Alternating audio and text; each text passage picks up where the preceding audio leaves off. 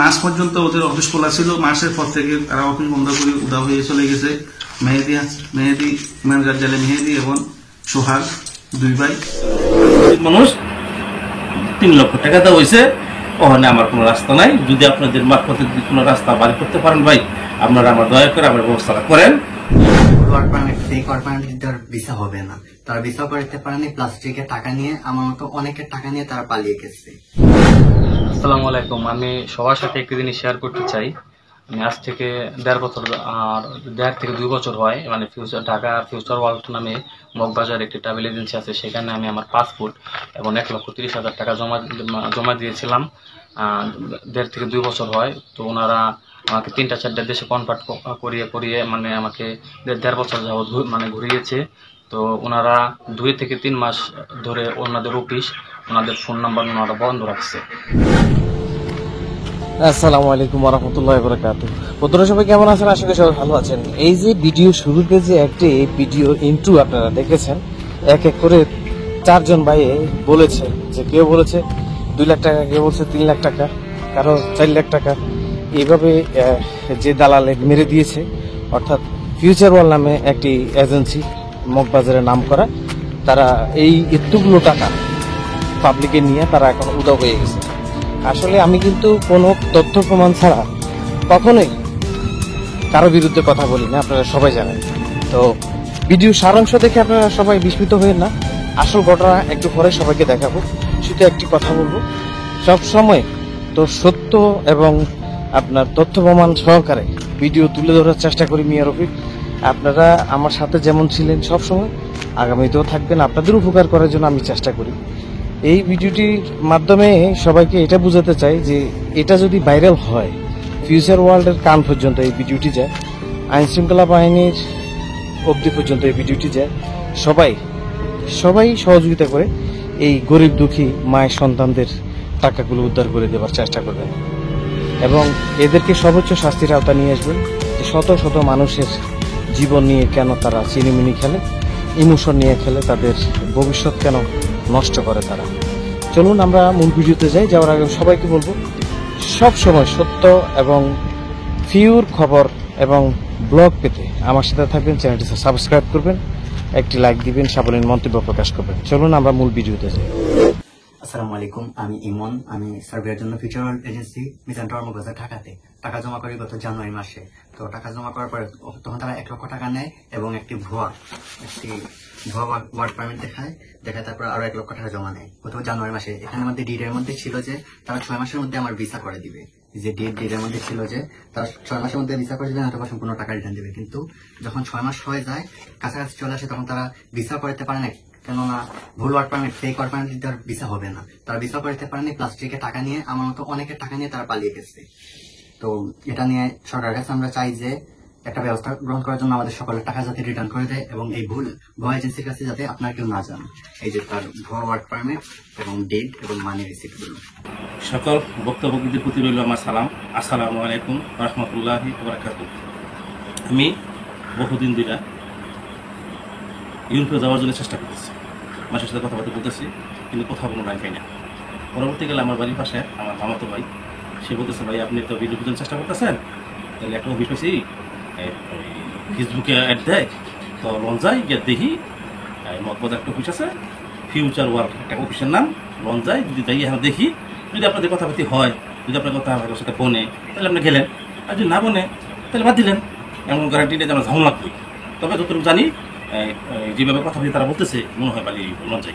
পরবর্তীকালে আমি আর সাজিদ মোল্লা 2জন গেছি, এই লোক সহ আমার 3-4 লোক গেলাম। যাওয়ার পরে তাদের অফিসে গেলাম, যাওয়ার পরে তারা আপনার 4-5 হইলো, বহুত সুন্দর সুন্দর সুন্দর সুন্দর সব কিছু কথা বলল। কথাবার্তি বলার পরে বলছে যে আপনাদের কোনো সমস্যা নাই, আমরা স্টেম সহ স্টেম দিয়ে কাজ করি, কোনো সমস্যা নাই। কোনো সমস্যা হলে আপনারা স্টেম যাইবেন, স্টেম যে কোনো জায়গায় তারা দিবেন, আপনাদের কোনো টাকা ভরমা দিত না। এমনভাবে কথাবার্তি বলছে তারা। বলার পরে আমার মন গলে গেছে, এসে ভালো অফিসার হতে পারে না। পরবর্তীকালে স্টেমে আমরা দিয়ে 1 লক্ষ করে টাকা দিলাম, প্রথম স্টেমের মধ্যে লেখা, এবং 4 মাসের ভিতরে আমাদের পাঠাই দিল এবং স্টেম সহ আমাদের বলা হয়েছে। স্টেম দিল আর আমাদের এই টাকা নিছে, টাকা একটা করে যে ডকুমেন্ট দিছে, ডকুমেন্ট যে টাকা নিলাম আপনাদের কাছে, একটা ডকুমেন্ট 1 লক্ষ টাকার স্টেমও দিল এবং টাকার একটা ডকুমেন্ট দিল। পরবর্তীকালে 3 মাস হয়ে গেল, আমরা যোগাযোগ করতেছি। 3 মাস পরে আমাদের একটা ওয়ার্ক পারমিট দিল। দোলচারপুর ওয়ার্ক পারমিট আসছে, আপনি আসেন আর টাকা দেন। কথা ছিল যে প্রথমে 1 লক্ষ টাকা, ওয়ার্ক পারমিট আইলে দিতে হবে 1 লক্ষ টাকা, বাকি টাকা ভিসা কমপ্লিট সবকিছু কমপ্লিট হইলে এবার দিতে হবে। আচ্ছা ঠিক আছে, ওকে কথা কে বললাম, দিছি গিয়া ওয়ার্ক পারমিট লইলাম, কথা বলতে গেলাম, পরে আবার 1 লক্ষ আবার 1 লক্ষ টাকা জমা দিলাম, আবার 1 লক্ষ টাকা জমা দিলাম। দেওয়ার পরে তারা 2 মাস 3 মাস 4 মাস 5 মাস হয়ে গেল, কোনো খোঁজ খবর নাই। পরবর্তী এগুলো তারা এড দিতেছে যে আন্ডার টেবিল নাকি আন্ডার টেবিল না কি কয়, এই মারফতে যদি আপনারা আসেন আন্ডার টেবিলে আমাদের কিছু টাকা বাড়াই দিলে আমরা আন্ডার টেবিলে আমরা 1 মাসের ভিতরে বিষয় দিব। তখন আবার গেলাম অবশ্য কি করেন, আমরা 5 মাস হয়ে গেছে, 4 মাসে পাঠা দেওয়ার কথা, এই মাসে আমরা আবার আন্ডার টেবিল কি করুন। তো ভাই ওখানে বহুত ফাইল জমা হয়ে গেছে ইন্ডিয়া, মানে এখন আমাদের কোনো প্রসেসিং নেই, বাংলাদেশের কোনো ব্যক্তি পারতো না প্রসেসিং করতো। তো আমাদের কিছু প্রসেসিং আছে, আমরা পিছন দিয়ে কিছু কাজ করি কিছু টাকার বিনিময়। যদি আপনারা যেতে চান 1 মাসের ভিতরে, তখন 1 লক্ষ করে টাকা, 2 লক্ষ, প্রথম মাসে 2 লক্ষ টাকা। তখন আমরা বলছি আমরা এত টাকা দিতে পারতাম না, আমরা গরিব মানুষ, আমাদের টাকা ফেরত দিয়ে দেন। পরবর্তীকালে আমি তাদের সাথে রিকোয়েস্ট করার পরে আমি বলছি ভাই আমরা তো 5টা মাসে ঘুরতে পারছি, আর যদি আমরা 7.5 লক্ষ টাকা দিতে পারি তাহলে আর 1 লক্ষ টাকা দিব, যদি পারেন আমাদের কাছে কাজটা করে দেন, 1 মাসের ভিতরে মিশিয়ে দিয়ে দিবেন। আচ্ছা ঠিক আছে। তার বড় ভাই একটা মেহেদি আছে, বস হ্যালো কথা বলতে কইলাম, হ্যালো কথা বলতে করার পরে বলছে ওকে তাহলে 1 লক্ষ টাকা দিয়ে যান। পরে আবার পরবর্তীকালে আমরা আর 1 লক্ষ টাকা দিচ্ছি, অর্থাৎ আমরা 3টা চেক দিচ্ছি, আমাদের 3 লক্ষ টাকা। আচ্ছা দিছি, দেওয়ার পরে 1 মাস হয়ে গেছে, কোনো খবর নাই, বিষয় নাই, কোনো কিছু নাই।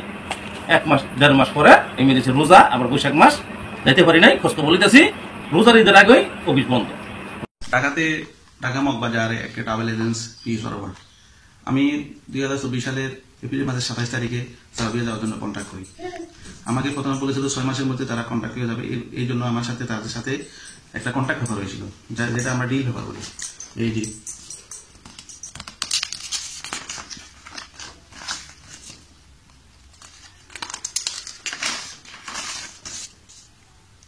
আজকে 1 বছর 2 মাস হয়ে গেছে, আমার কোনো কিছু হয় নাই, অনলাইনেও হয় নাই, আমার কোনো কিছু হয় নাই। আমার থেকে টাকা পয়সা নিয়ে তারা আমাকে শুধু ঘুরাচ্ছে। প্রথমে আমার থেকে কন্ট্যাক্ট করার সময় 1 লক্ষ টাকা নিছে, পরবর্তীতে ওয়ার্ক পারমিট একটা ধরা দিয়ে আর 1 লাখ টাকা, টোটাল আমার থেকে 2 লক্ষ টাকা নিছে। ওইটারও পেমেন্ট ছিল আমার কাছে আছে। এই যে 1 লক্ষ টাকা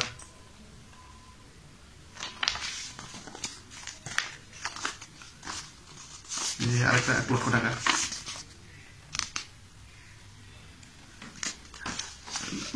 মাস পর্যন্ত ওদের অফিস খোলা ছিল, মাসের পর থেকে তারা অফিস বন্ধ করে উদা হয়ে চলে গেছে। মেহেদি ইমরান জালে মেহেদি এবং সোহাগ 2 ভাই আজকে পর্যন্ত 3 মাস পর্যন্ত তাদেরকে হতে পাওয়া যাচ্ছে না। শুধু আমাদের 10-12 জন তাই না, মিনিমাম 200 লোকের উপরে আমার ধারণা হবে কোটি কোটি টাকা আত্মসাৎ করে উদা হয়ে গেছে, তাদেরকে খুঁজে পাওয়া যাচ্ছে না। ধন্যবাদ। আসসালামু আলাইকুম। আমি সবার সাথে একটি জিনিস শেয়ার করতে চাই। আমি আজ থেকে 1.5 বছর আর 1.5 থেকে 2 বছর হয়, মানে ঢাকা ফিউচার ওয়ার্ল্ড নামে মগবাজার একটি ট্রাভেল এজেন্সি আছে, সেখানে আমি আমার পাসপোর্ট এবং 1,30,000 টাকা জমা দিয়েছিলাম। 1.5 থেকে 2 বছর হয়। তো ওনারা আমাকে 3-4টা দেশে কনভার্ট করিয়ে মানে আমাকে 1.5 বছর যাবৎ মানে ঘুরিয়েছে। তো ওনারা 2 থেকে 3 মাস ধরে ওনাদের অফিস, ওনাদের ফোন নাম্বার ওনারা বন্ধ রাখছে। আমার কাছে প্রমাণস্বরূপ মানি রিসিপ্ট, 1 লক্ষ টাকার মানি রিসিপ্ট, 30,000 টাকার মানি রিসিপ্ট এবং স্ট্যাম্প পেপার আছে।